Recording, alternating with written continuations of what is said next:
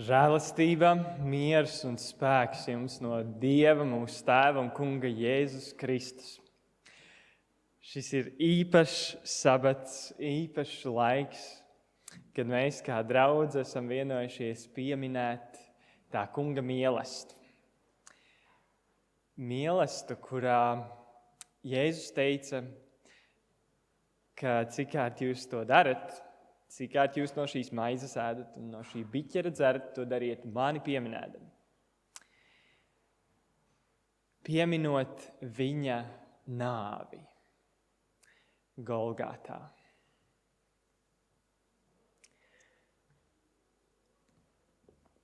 Parasti kristīgā baznīca šo piemin vienreiz gadā, protams, biežāk. Mēs esam vienojušies to īpašāk pieminēt 4 reizes gadā. Un šis ir laiks, kad vēlreiz novērtēt, cik liels ir tas upuris, ko Jēzus ir pienesis. Un apliecināt arī, ka mēs gribam būt daļa no šī upura un pienes sevi pašus par dzīvu, svētu un Dievam patīkamu upuri. Un šajā rītā es jūs aicinu atvērt Jesajas 53. nodaļu. Lai vēl vairāk novērtētu un saprastu, kas bija šis upuris. Jesajas grāmata un tāpat arī iepriekšējās Bībeles grāmatas ļoti daudz runā par gaidāmo Mesiju, par gaidāmo Dieva kalpu, par gaidāmo svaidīto. Dažādos vārdos tas tiek saukts. Un visur tas tiek raksturots ar tādu cerību, ka nāks gaisma, neredzēta gaisma, ka piedzims bērns, ka viņš valdīs, un visi ķēniņi viņam klausīs, un viņš valdīs visas tautas ar dzelzs zizli. Un tad pienāk Jesajas 53. nodaļa, kas šķietam varētu šokēt šos Dieva ļaudis, kas gaida apsolīto Mesiju, kurš atbrīvos un valdīs un uzvarēs, jo šeit Dieva kalps ir pilnīgi citā gaismā.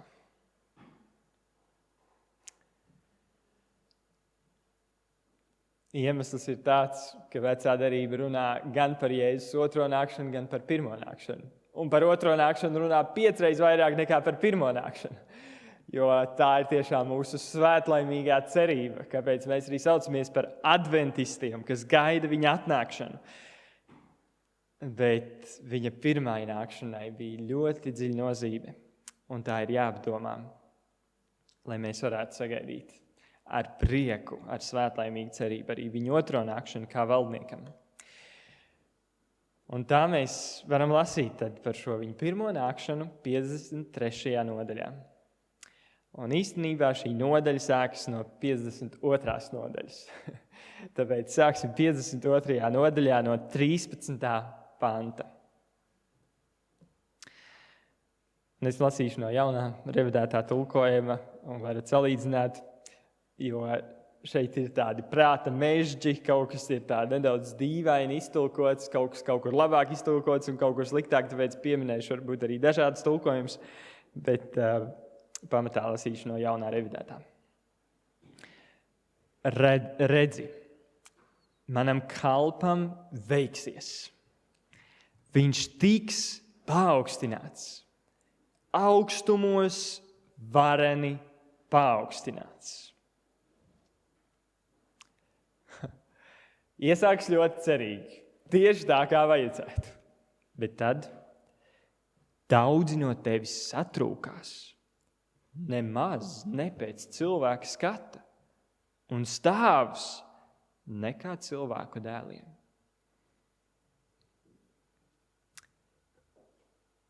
Tā viņš apslacīs daudzas tautas. Ķēniņiem viņa priekšā mute būs ciet. Tie redzēs to, kas tiem nav stāstīts, un sapratīs, ko nav dzirdējuši.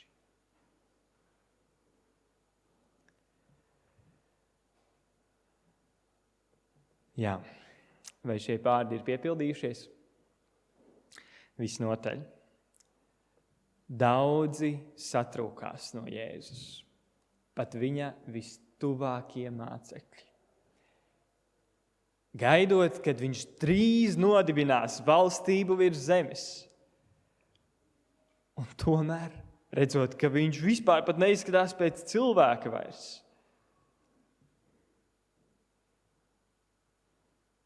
Ķēniņiem bija mute ciet. Neviens nezināja un nesaprata, ko teikt par tādu ķēniņu, kurš sevi bija pasludinājis par ķēniņu. Un tomēr, kaut arī varbūt daudziem tas nebija stāstīts, viņi to redzēja, un ko nebija dzirdējuši, to saprata. Pilāts saprata, kas ir šis, kas karājas pie krusta.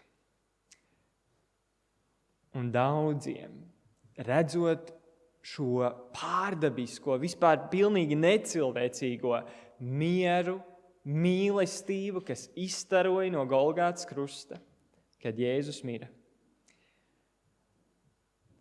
Tas bija kaut kas uzskatāms, ka tā ir tīra mīlestība un tikai mīlestība, kas mīl mūs vairāk par sevi un vispār nemeklē savu labumu. Bet kurš ticēs tam, ko mēs dzirdējuši? Un kunga elkonis, kuram tas atklājies?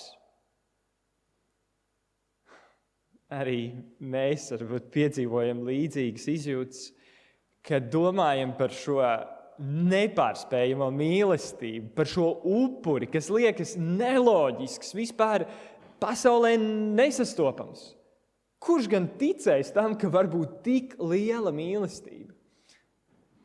Arī es esmu piedzīvojis cilvēkus, kuriem, kad es stāstu, lai viņi iztēlojas, ka ir kāda tāda būtne, kura tevi mīl vairāk par sevi, kura ir gatava dot jebko visdārgāko.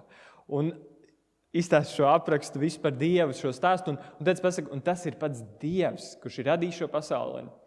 Un tad ir kādi, kas ir teikuši, būtu jau jauki, ja tā būtu patiesība. Jo tiešām šī patiesība ir tik šķietami neticama, tik pārāk par to, ko mēs jebkad izgudrot un varētu uzrakstīt.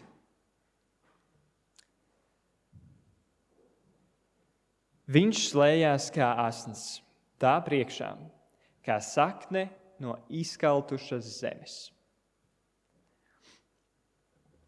Un šī atkal ir atsauce uz Jesejas 9. un 11. nodaļu, kur ir runa par Isaijas, šo cēlmu, no kā riesīsies sakne. Un jau Bībeles pētnieku prātā jau rosās šis te, ka te kaut kam jābūt kopīgam. Bet tālākais atkal šokē. Ne tam auguma, ne košuma, ka mēs uz to raudzītos. Nec paskata, ka mums patiktos. Nicināts un ļaužu atstumts. Vīrs, kam brūces, un kas pazīst sāpes. Itin kā tāds, no kā apslēpj seju, nicināts, un mēs viņu ne par ko neturējām.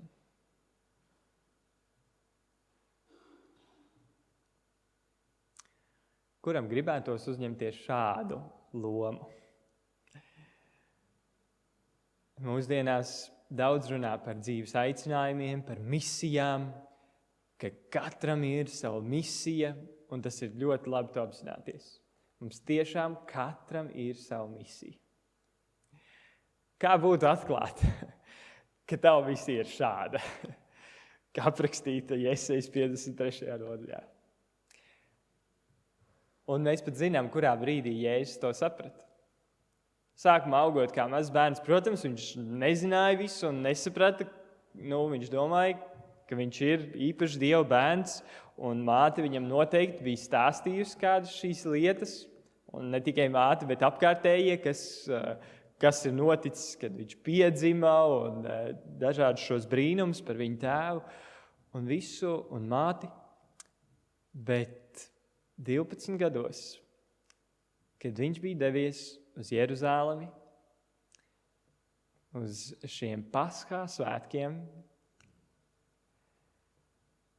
viņš vēroja šo rituālu, kā tiek nokauts nevainīgs jērs, un tad ar viņa asinīm tiek apslacīts šis altārs, un šo asiņu dēļ cilvēcei, visiem, kas nožēlo, tiek dāvināts piedošana.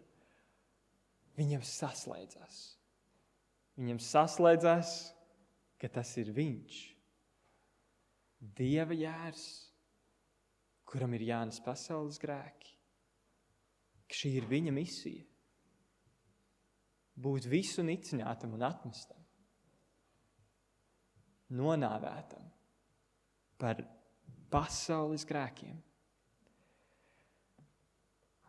Viņš to varēja saņemt tikai tāpēc, ka viņš šos visus 12 gadus bija audzis pie tēva, pie debesu tēva, mācoties no mātes stāstiem, kopā atverot svētos rakstus un mācoties šos vecās derības stāstus īpašos, kā Izraēla tauta tika izvest no Eģiptes zemes, kā tika Dievs atklājis savu spēku un labestību visā.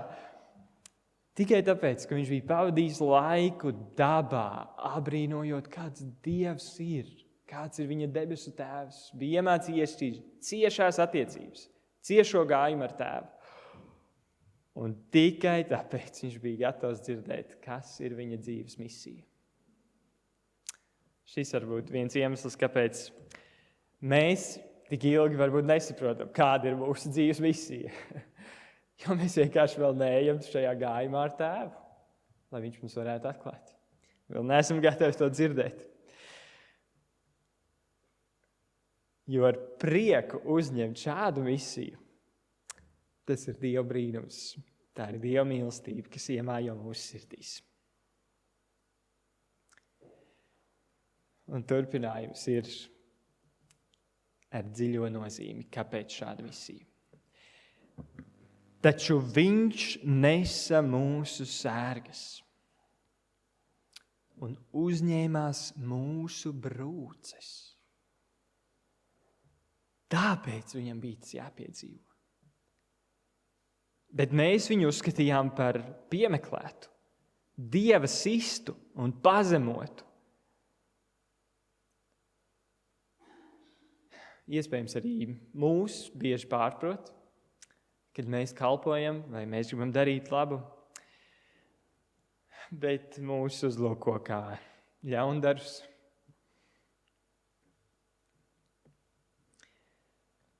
Pazemotus, Dieva sistus. Viņš tika caurulpts mūsu pārkāpumu dēļ. Sapratīsim to. Viņš tika sists mūsu vainu dēļ.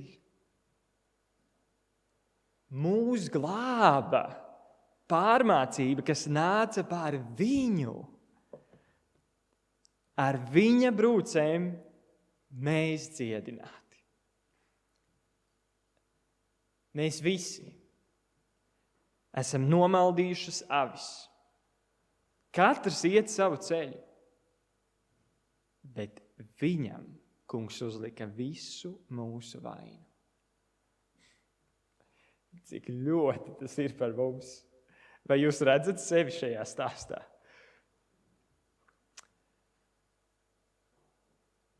Mūsu dēļ, mūsu visa vaina.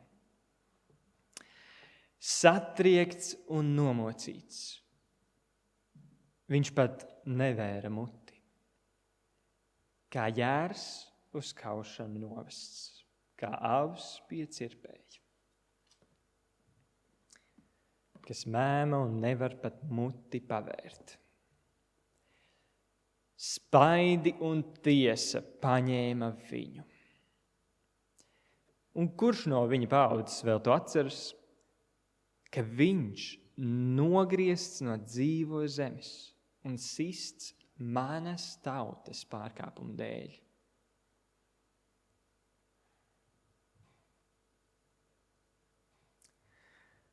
Tiešām daudz to neatceras. Daudz to nesaprot.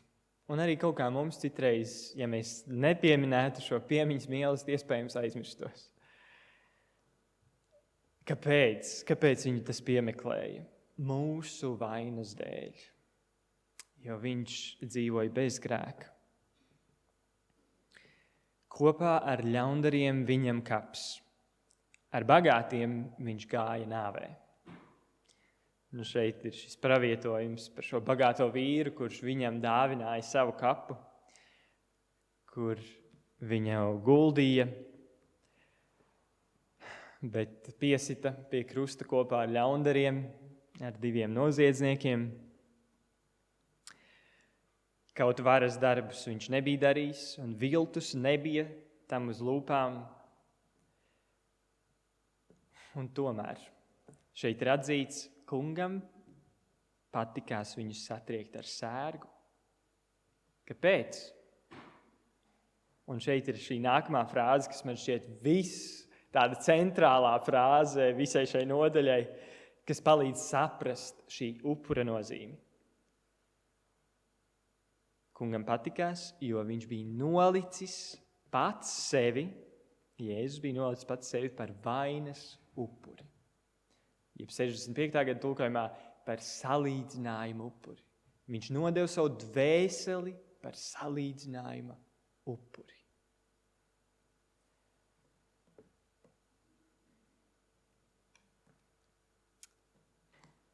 Viņš bija šis jērs, kas salīdzina. Īstais jērs. Vienīgais jērs, kurš patiešām var mūsu jebkādus grēkus, un nav neviens grēks, ko nevarētu viņš salīdzināt, kamēr vien mēs pieņemam šo viņu upuri. Un viņš nolika ne tikai savu dzīvību, bet, kā 65. gada tulkojumā ir teikts, savu dvēseli viņš nolika par salīdzinājumu upuri. Jeb visu savu būtni. Un tiem, kas ir mācījušies Bībeli, vairāk saprot, ka šī dvēseles atdošana, šis ir tā otrā nāve, ko Jēzus pieņēma mūsu labā. Cilvēks šodien mirst pirmajā nāvē, ko Bībele sauc par miegu, kas ir dzīvības izbeigšanās. Dievs paņem šo garu atpakaļ un miesa atdodas pie Dieva, miesa atdodas zemē, un dvēsele pārstāja eksistēt. Bet, kad Jēzus nāks pašā galā, pēc tam, kad katra dzīve būs iztiesāta un izlemta, tad notiks šī otrā nāve, jeb dvēseles nāve. Kad katrs apzināsies to, katrs, kurš nebūs nožēlojis, kurš nebūs atdevis šo Jēzumu, katram būs jādzer tas biķeris pašam un jāatzīst savi grēki. Un šī apziņa novedīs pie šīs otrās nāves, kas būs pilnīga iznīcība uz mūžīgiem laikiem. Jo tik ļoti Dievs pasauli mīlēja, ka viņš deva savu vienpiedzimušo dēlu, lai neviens, kas viņam tic, nepazustu, bet saņemtu mūžīgo dzīvību. Bet kuri netic, tie pazudīs uz mūžiem.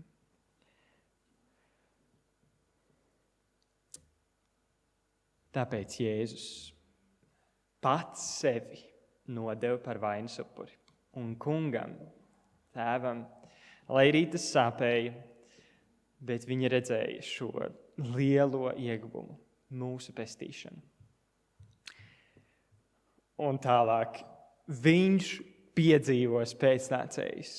Viņš nodzīvos ilgu mūžu un darīs, lai notiek, kas kungam tīk. Šeit beidzot parāda šī lielā cerība, ka caur Jēzus upuri viņš piedzīvos pēcnācējus. Viņš piedzīvos, ka izaug jauna paudze. Izaug jauns dzimums, kas dzīvo ilgi, kā 65. gada tulkojumā teikts. Un man arī patīk 65. gada tulkojumā labāk šis tālākais, ka viņš darīs, ka tā kunga gribas piepildīšanās svētīgi sekmēsies. Šī upura dēļ kunga gribas piepildīšanās svētīgi sekmēsies. Arī tavā dzīvē. Ja vien tu pieņem šajā brīdī šo upuri, tad, lai arī kā tava dzīve būtu līdz tam brīdim gājusi, pa kalniem un pa lejām un pa nekalniem un neceļiem, tad šajā brīdī, noliekot Jēzu par savas vainas izpirkšanas upuri, tu piedzīvosi pēcnācējus, tu piedzīvosi ilgu mūžu, un tu piedzīvosi, lai notiek, kas kungam tīk. Tā kunga gribas piepildīšanās svētīgi sekmēsies. Tikai šī upura dēļ. Ne tavu nopelnu dēļ, bet tavu attiecību ar šo upuru dēļ. Pēc savām dvēseles mokām viņš redzēs gaismu. Un būs gandarīts ar savu atziņu. Mans taisnais kalps būs attaisnots par daudziem. Vai arī labāk varētu iztulkot, ka attaisnos daudzus. Mūsu taisnais kalps attaisnos tevi. Viņš būs gandarīts par tevi, jo viņš redzēs gaismu, kas izgaismo tavu dzīvi un vada tevi pa drošu ceļu. Viņš nesīs to vainas. Un tādēļ es došu viņam daļu pie varnajiem. Kopā ar stiprajiem viņš dalīs laupījumu. Jo savu dvēseli viņš līdz nāvei iztukšojis un ticis pieskaitīts pārkāpējiem, kaut nesis daudzu grēkus un iestājies par pārkāpējiem.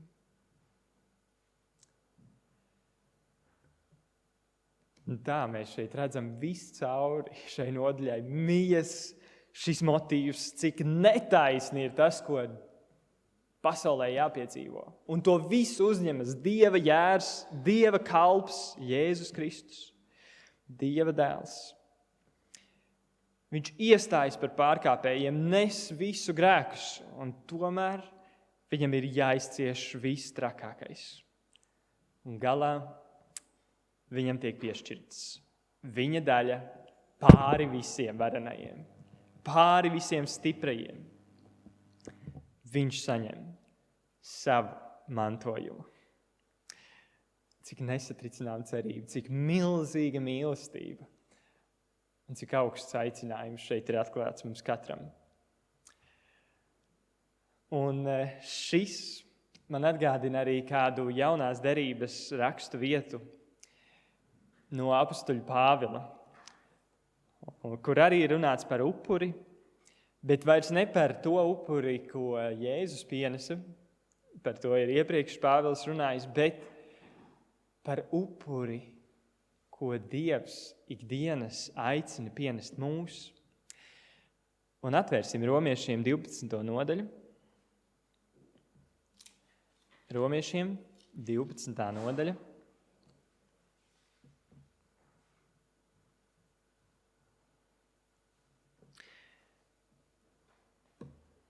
Un tur mēs lasām: Es jūs aicinu, brāļi un māsas, Dieva apžēlošanās dēļ, tāpēc, ka Dievs ir pienesis tik lielu upuri un jūs apžēlojas. Nododiet sevi pašus.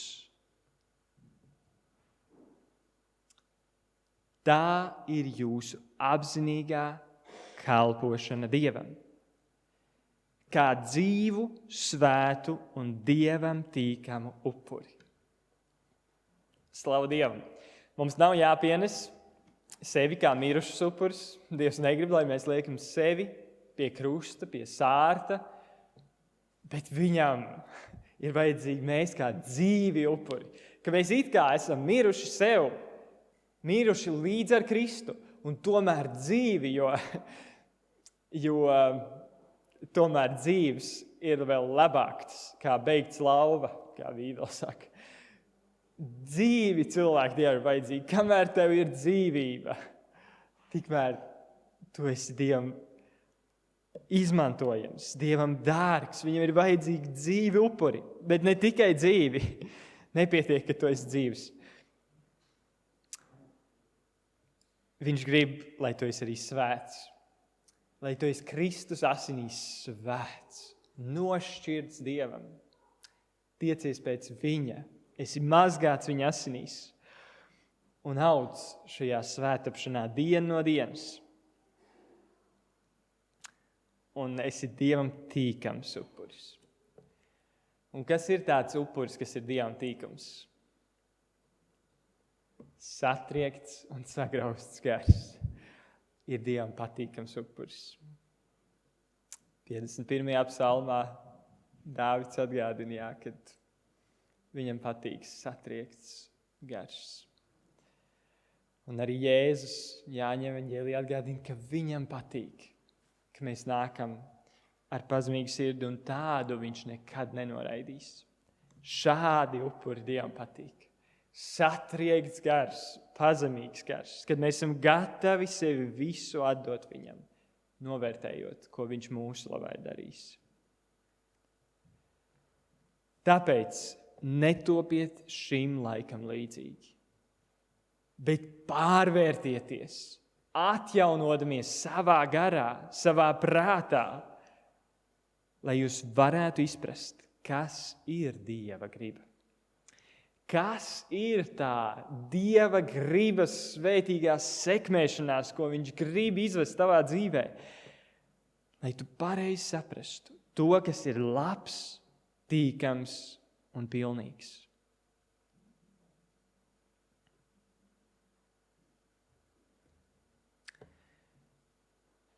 Šeit es apstāšos. Būtu vēl daudz, ko runāt. Un, ja jūs gribas vēl, jūs varat mājās paturpināt šo Romiešiem 12. nodaļu par šo upuri, par šo dzīvi, uz kādu Jēzus mūs aicina, kas ir viņa tā Dieva griba, tā labā, tīkamā un pilnīgā.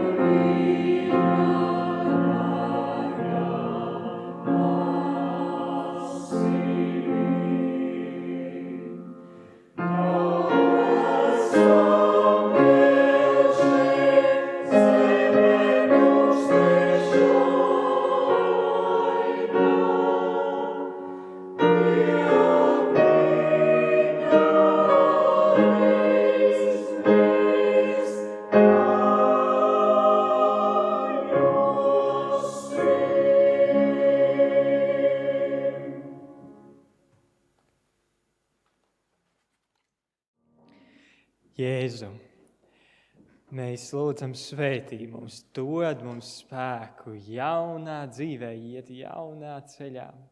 Paldies par tavām asinīm, kas mums tiešām ir šķīstījušas, kas mums ir piedevušas, ka tavs raksturs ir stājies mūsu rakstura vietā, tava taisnība mūsējā. Un mēs varam mācīties no tevis. Turi katru brāli un māsu tuvu tev, lai mēs tiešām varam būt par svētību. Tēvs, es lūdzu, tas kungs, lai tevi svētī un lai tevi pasargā. Tas kungs, lai apgaismo savu vaigu pār tevi un lai ir tev žēlīgs. Tas kungs, lai paceļ savu vaigu uz tevi un dod tev mieru. Jēzus vārdā. Amen.